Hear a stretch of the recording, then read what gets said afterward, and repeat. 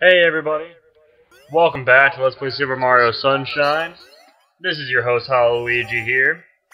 And yeah, I finally got that annoying piece of shit Shine Sprite from the last episode. So, oh god, I mean, that thing was miserable. As you could probably tell from the end of the last episode, I mean, that was just disgustingly bad. I wanted to cry. And you know what, the funny thing is, even after that game over, it still took me like 2 or 3 more tries to freaking get it. I mean, jeez, that shine is terrible. Anyway, something I should mention, this is actually a post-commentary recording. That means I didn't actually, I mean, I'm watching myself play this game right now as I'm commentating. The reason I'm doing this is because last time, well not last time, what am I saying? When I was recording this episode, the audio file that was supposed to go with this episode got corrupted. And as a problem, that's... No, what I mean by that is that if I used that audio file for this episode, there would have been some serious audio desync. It would have been very bad. So, yeah, I figured to save you guys a little bit of trouble, I'm just going to do a post-commentary. I figure it's worth it. So anyway, we're actually going to do, we're going to kick off this freaking video with a freaking secret Shine Sprite. I mean, come on now. It's terrible, man. All these secret shines. Coming off that terrible freaking 8-coin fiasco in Rico Harbor, just to come into a secret one. Although this secret one isn't that bad, I think the process to get into it is actually worse than the secret itself. You'll see what I mean in a second. So you got these slot machines. What you got to do is get both slot machines in this room to display 777s. And once you do, one of them actually, when you get one result, the other 2 will land on that result. So if you saw how I got 3 coin symbol, the other 2 automatically went to 3 coins. That's how this one works. So you have to get lucky and get one of them to be a 7, and then the rest will be 7s too. Yeah, it's kind of a pain in the ass, but overall, it's not that big a deal, I guess. Oh, and if you guys are concerned about this post-commentary situation, don't worry about it, because it's very rare for the audio files that I make to become corrupted. It doesn't happen very often. It's actually happened in quite a few Let's Plays in the past, you might have noticed, where, you know, I had a part with audio desync. That's because the audio file got corrupted, and I tried to edit it as best as I could. But I figure, you know what? I'm better off just freaking doing a post-commentary. Honestly, I think I'd be better off. So anyway, we get that one done, finally, after like 10 minutes of shooting the stupid freaking thing.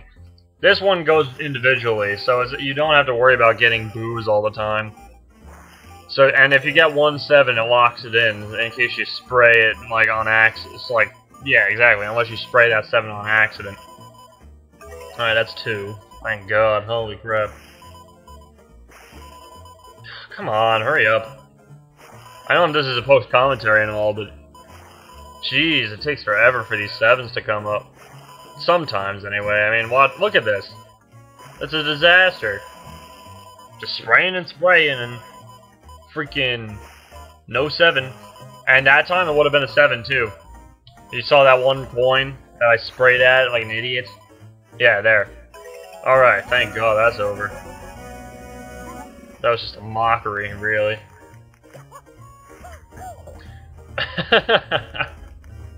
Ramming into the pole. Oh man.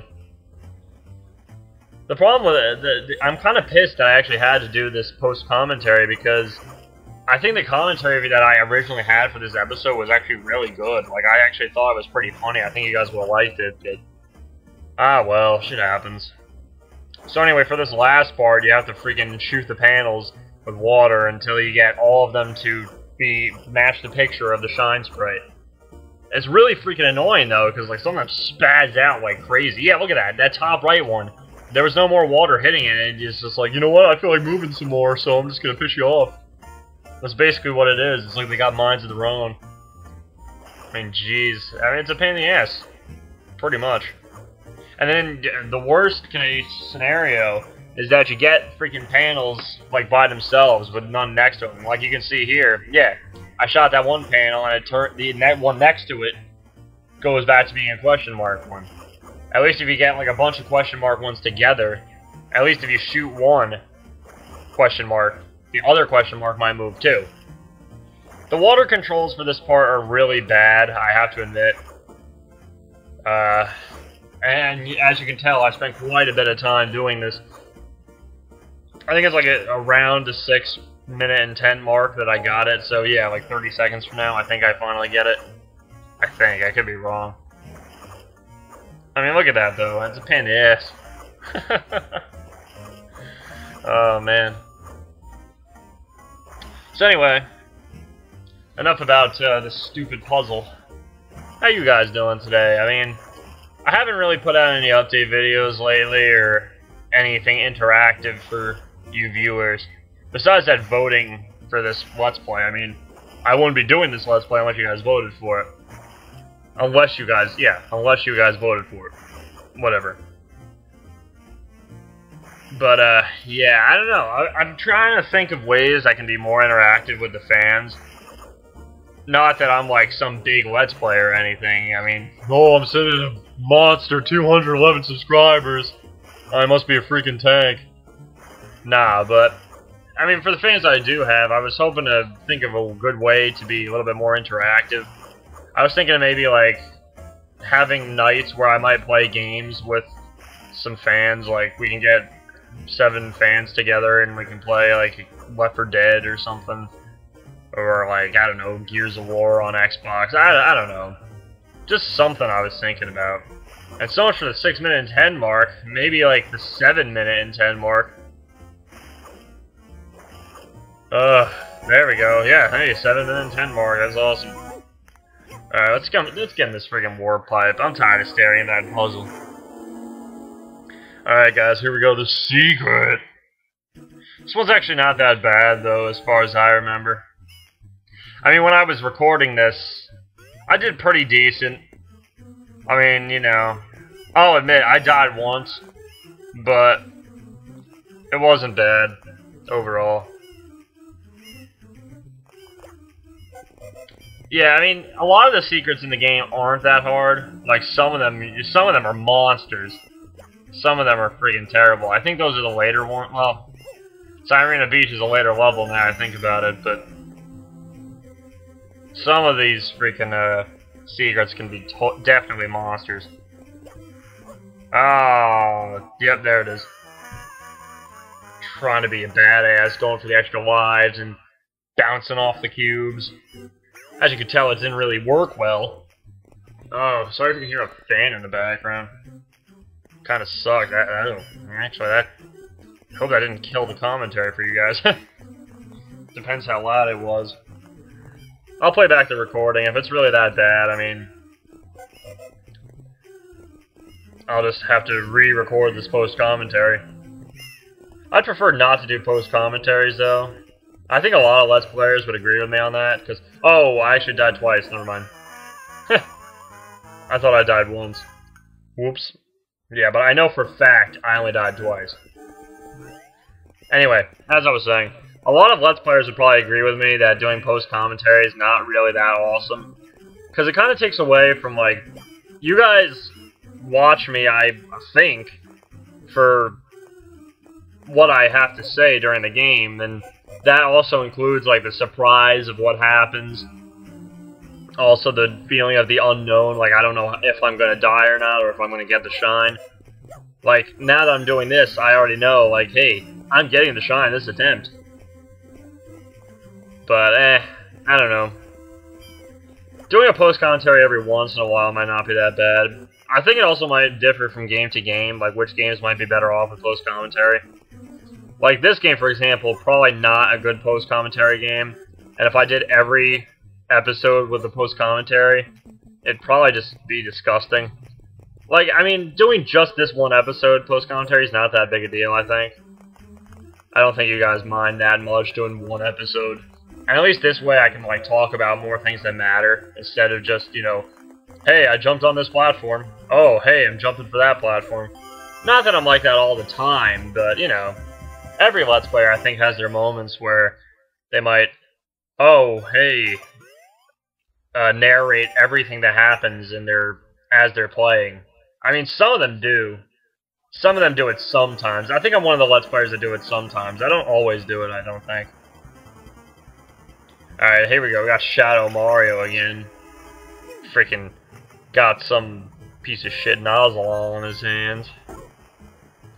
We're gonna go chase his ass right now, I'm pretty sure. Yeah, Shadow Mario, I mean, you chase him so many times in the game, he never seems to learn his lesson. And you know, you want to know what? He always comes back. Like, he knows that you're going to be in Delfino Plaza again to start chasing him. So why does he come back?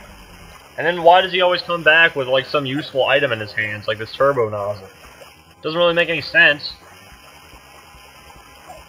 I mean, it's like he's just begging for you to freaking knock him down and steal it. Yeah, I mean, look at that. Rats, I was just about to turbo dash too, dude. Right, yeah. Very likely that you were about to turbo dash. I mean, I can just tell. You were just ready to turbo dash. I mean, holy crap. So anyway, the turbo nozzle lets you do what I'm doing right now. I'm friggin' flying. And you can get this shine sprite that way too. I figure, hey, why not grab it? 26, baby! Yep. Pretty good, I know. Pretty epic. I actually don't remember at all what I do next. I'm actually kind of interested to see.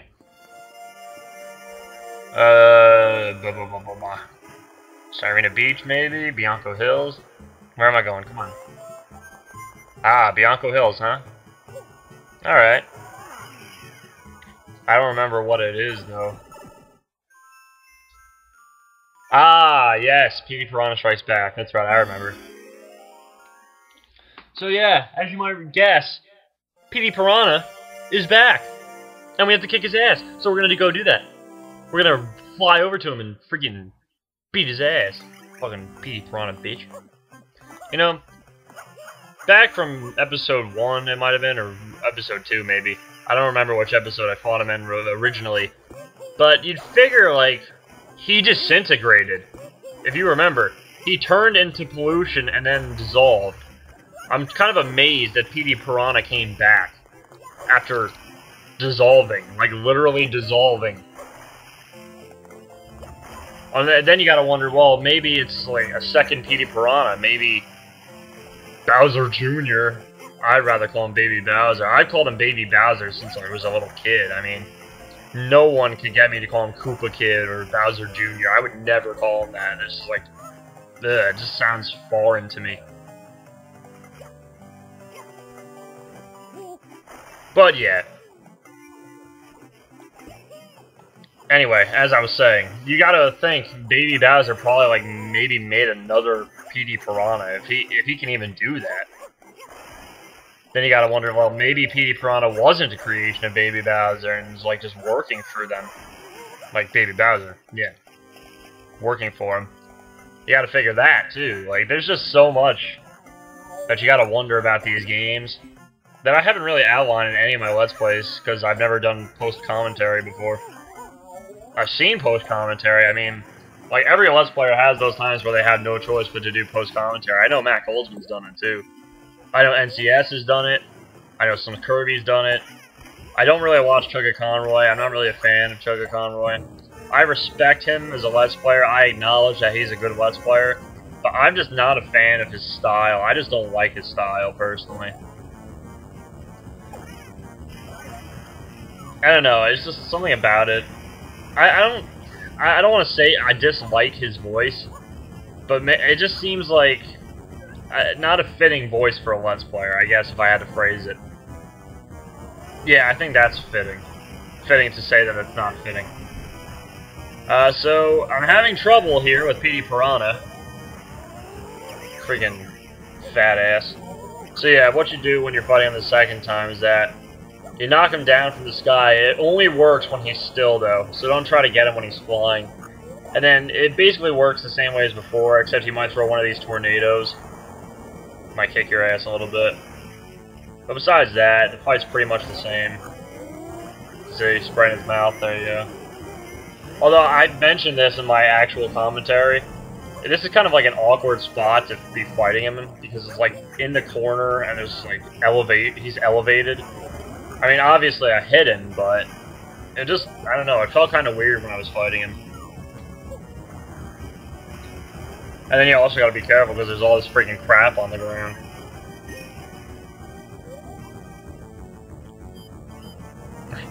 Yeah, until he's totally lost and I find him over there. I wonder how he got over there that fast anyway. I mean, he's not a fast guy. He's definitely not flying fast. Mario running out speeds Petey Piranha flying. I mean, come on now. There you go. There I go. Since this is me in the past playing, not present me. Oh god. I say stupid stuff sometimes.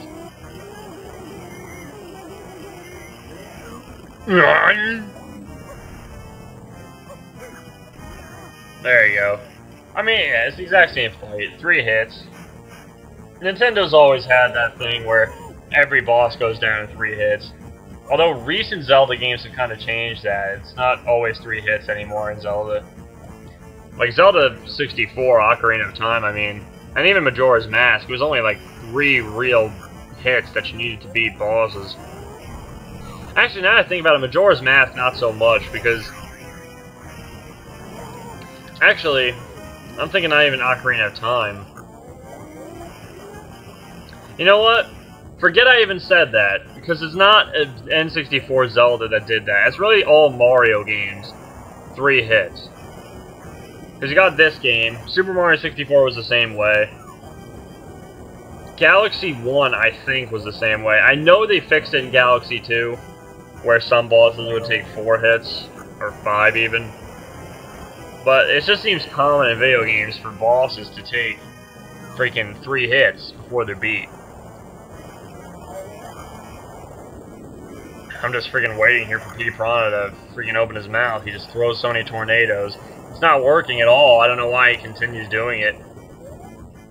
As you can tell, this is kind of a longer episode than usual, just because of this freaking mission where he's throwing tornadoes all around the place. I don't have a problem with doing longer episodes, like, sometimes. The only reason why I don't make episodes like 20 minutes long, like most Let's Players are doing nowadays, is because, personally, 20-minute long videos take me forever to upload. I mean, even 15-minute ones take me a long time. So, to add an extra 5 minutes on there, we're looking at like an hour and 10 minutes in upload, literally. It takes that long for a 20-minute long video, and that's way too much. That's why I make 15-minute long videos, at least at that point. It's like an hour-long upload, 45 minutes maybe, depending on the situation, depending how much memory an episode takes up. But anyway, this is the end of the episode, guys, and I will see you next time for a live commentary